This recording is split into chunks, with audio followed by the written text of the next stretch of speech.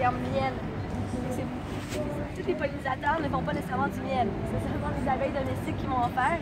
Donc, c'est des plantes nectarifères et c'est le nectar qui va attirer les pollinisateurs et c'est le nectar qui est à la base du miel. C'est vraiment un liquide sucré qu'on retrouve dans la plante qui, lui, par évaporation, va finir par se transformer en miel, un peu comme la sève d'érable, de l'eau d'érable qui va, par concentration, devenir du sirop d'érable.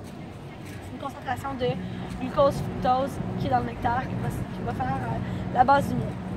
Donc, c'est des plantes qui ont un grand potentiel, justement, mellifère à cause qu'elles vont attirer grandement les abeilles pour la transformation, justement, du nectar. Ici, on voit une de ces plantes-là et, mon Dieu, je pense que c'est pas une abeille. Il y en a une, non? Oui, il y en a plusieurs. Il y a des tons. C'est ça. Ici, on voit, oui. Justement, on va faire la différenciation. J'ai des images, on va retourner à la table, mais une différenciation entre bourdon, guêpe, abeille et frelon. Frelon, c'est vraiment des. C'est comme des. Ça ressemble beaucoup à des guêpes un peu plus gros qu'on va retrouver en Europe, donc c'est rare de voir des frelons ici. Et là. Ça, vous ne les avez pas ici, les frelons? Non, pas de frelons ici, seulement en Europe. On va retrouver ici une grande variété de guêpes, guêpes de plusieurs couleurs qui n'ont pas de poils. C'est vraiment ça l'aspect pour faire une différenciation entre une guêpe ou une abeille. Une abeille est beaucoup plus poilue.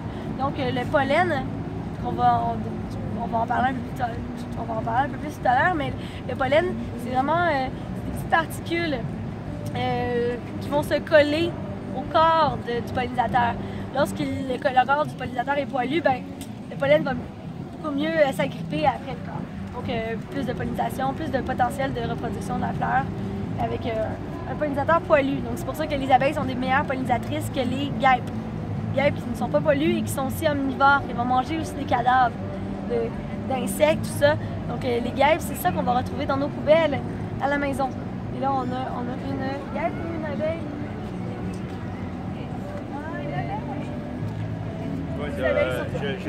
Je suis apiculteur. Jardinier apiculteur. Ah, mais voilà. C'est ça, le senti. Oui. Donc ici, on voit des astères.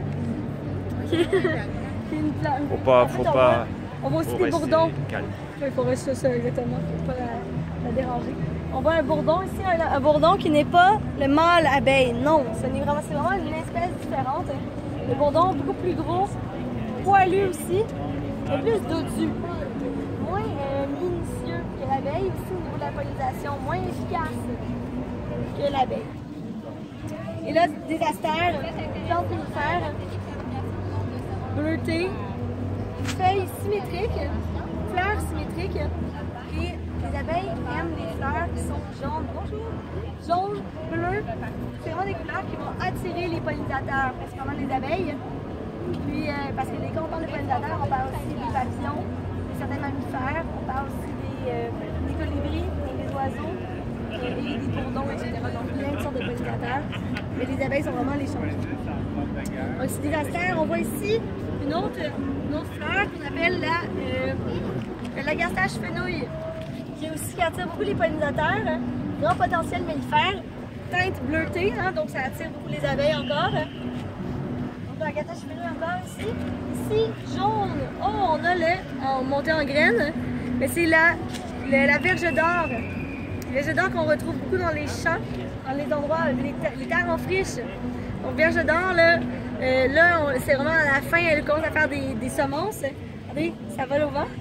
Mais c'est vraiment jaune aussi, hein, donc ça attire les abeilles encore, très mellifère. On a acheté du miel de verge d'or, ouais, ça ne pas ça. C'est ça la verge d'or.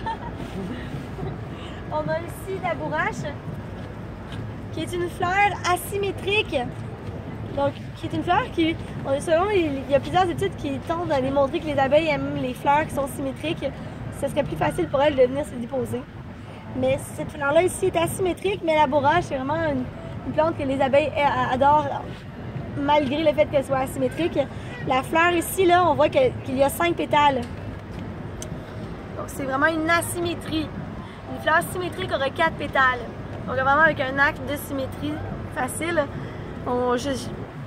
Il faudrait vraiment investiguer pour savoir pourquoi la symétrie ou l'asymétrie fait en sorte que les abeilles sont moins attirées ou plus attirées. Avez-vous une réponse?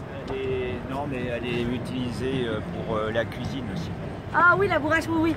La bourrache, oui. La bourrache, on peut en faire, on peut la manger comme ça. Oui. Elle est sucrée. Et la bourrache, on peut faire aussi des produits cosmétiques. Elle est sudoripare et aussi diurétique. Elle va éliminer les toxines de la peau quand on la mange. Donc, vraiment une fleur très intéressante au niveau cosmétique et au niveau culinaire. Et décorative au point de vue Et culinaire. oui, tellement. Culinaire également. Tellement, tellement. C'est une belle fleur. Belle, bonne. Encore la verge d'or, l'astère. On a de la monarde ici. Ce n'est pas une plante considérée comme étant mellifère. Vous voyez un peu pourquoi? En fait, la monarde, difficile d'atteindre l'intérieur pour une abeille. Un papillon, oui, avec une longue trompe, mais pour les abeilles, c'est un peu plus difficile et couleur rouge, un peu moins attrayant pour les abeilles. Hein, donc couleur jaune et bleue, abeille, j'adore ça. Vous avez le bourdon. Mais ça se mange. Oui, le bourdon, il vient percer et après l'abeille suit. Suit, ah c'est ça. Le Les bourdon, fleurs ont vraiment un impact pour Oui, les abeilles. vraiment, beaucoup.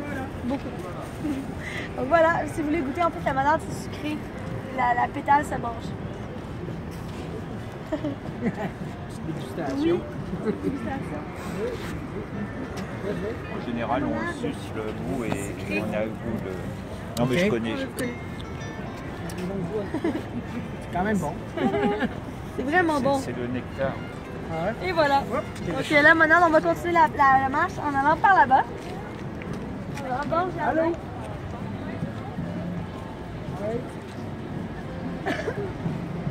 Donc, ici, on a des béquilles. On a vu tout à l'heure.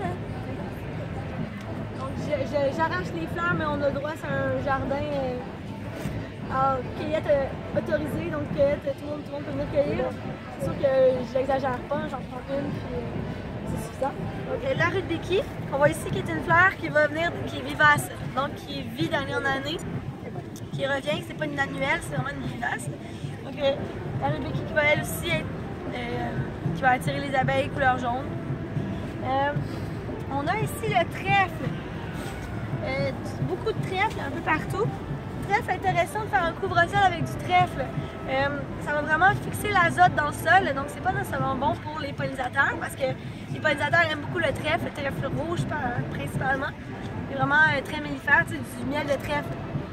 Tout le monde a un peu l'idée de ce qui le nom miel de trèfle est assez généralisé. Donc du trèfle ici, intéressant d'avoir ça comme couvre-sol. Puis en plus, ça attire les pollinisateurs. On retrouve plusieurs verges d'or un peu partout. On a ici de la molène, la longue tige, comme ça. Là, elle n'est pas en fleurs, mais c'est une plante mellifère elle aussi. Elle est de couleur jaune et il y a énormément de fleurs qui s'y forment. Je vais essayer d'y aller en allant ici, là, toute l'inflorescence, vraiment, là, c'est vraiment des fleurs partout. Donc, comme j'ai dit tantôt, l'astère qu'on a vu, la bourrache, il y a beaucoup de fleurs sur une seule plante. Donc, les abeilles ont un grand potentiel de pollinisation. Elles vont aller de façon successive sur plusieurs fleurs dans un court laps de temps, étant donné qu'elles sont très proches les unes des autres, donc beaucoup plus de nectar. Donc, c'est vraiment une stratégie que les fleurs ont développée pour être pollinisées beaucoup plus rapidement. Puis, les abeilles aiment beaucoup ce genre de fleurs-là, justement, parce qu'il y a beaucoup de fleurs sur un petit espace.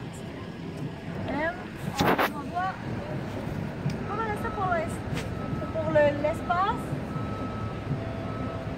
Ici, je vois pas d'autres. Vous avez la grande consoude là. Ah oui, la consoude. Elle est Mais oui, malheureusement. oui, vraiment. Ça c'est très J'en parle mellifère. pas, mais Ouais. c'est parce qu'on n'est pas dans un atelier de plantes médicinales ni dans un atelier de. Mais on va en parler quand même parce que la consoude, ça dit pour souder. Toutes les fractures, on peut faire des cataplasmes avec la consoude. Elle est un peu dans la même famille que la bourrache, donc velue aussi, teinte bleutée de la fleur, puis ou blanche dépendamment. Et la consoude vraiment en cataplasme là, sert vraiment pour solidifier, accélérer le processus de guérison si on a une fracture. Puis même faire attention parce que c'est tellement efficace la consoude que si on met un cataplasme sur un os qui est mal enligné, l'os va reprendre tout croche. Vraiment, donc faire attention avec la consoude, c'est vraiment très efficace si on a une fracture d'un os ou tout ça. On a de la rubère ici, intéressante aussi. C'est pas au niveau mellifère, juste au niveau gustatif et aussi pour des purins, mais c'est autre chose. Et ici on a Ashley millefeuille. Donc, Ashley millefeuille ici, qui est vraiment intéressante aussi au niveau de la pollinisation. Ashley millefeuille qu'on appelle herbe d'Inde aussi, ou herbe à coupure. Donc cette plante-là a été utilisée, Achille, dans l'Antiquité grecque, a utilisé cette plante-là lors des grandes batailles, des grandes guerres, puis pour mettre sur les blessures, pour cesser le saignement. Donc il a été utilisé pour ça. Donc Achille, talon d'Achille, Antiquité grecque, guerre, on utilise l'Achille millefeuille pour ça, pour arrêter les saignements de nez aussi.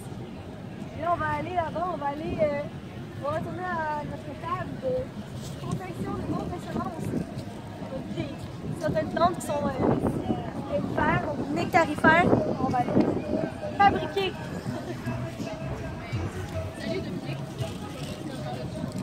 Atelier sur les bombes de semences, si vous êtes intéressé. Oui.